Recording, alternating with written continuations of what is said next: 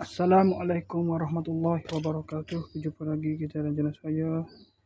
Hari ini Alhamdulillah 23. Hari ini hari Rabu 23 hari bulan Julai 2025 Masehi bersama dengan 27 Muharram 1447 Hijriah. Sekarang ini pukul 6.36 teh.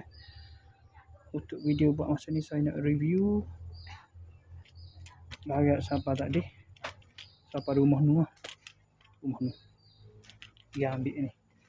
Kerjaannya ambil. Kita ambil bahagian ni dan juga hantar bahagian ni hari Rabu ya. Esok hari Khamis. Bagi-bagi tu stand gitu esok dah. Hari ni serah. Lebih serah hari ni. Sekarang ada kat jidah ni. Dah buat dah. Ni 3 penel tak dah. Ada tak hijau dah. Kita nak review bahagian apa hari ni. Petang ni. Pada pukul 3 tadi semasa stasiun hijau. Kisah pada rumah ni. Masa pukul 3.19 petang tadi. Hari ini daripada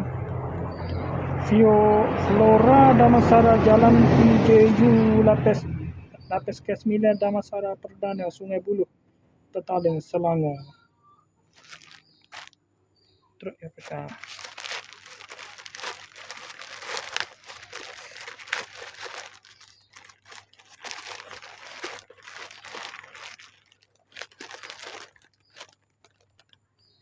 Ya. Bakal gunting orang muda.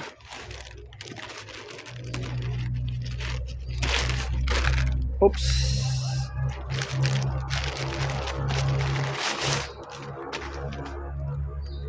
Oh, ni pakai buku.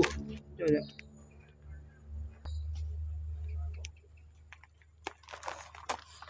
Buku plywood. Oh, ada lagi.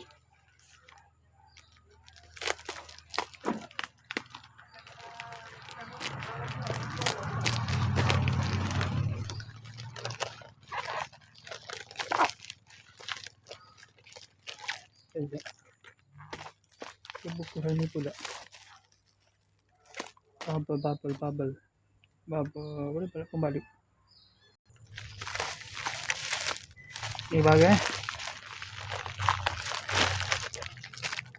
Ni 3 bilah.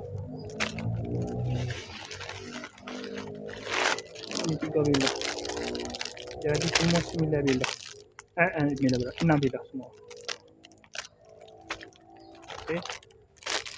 Ada itu saja sesi ini. Ya. Okey. Sekarang itu saja untuk sesi ini. Assalamualaikum. Jumpa lagi. Bye.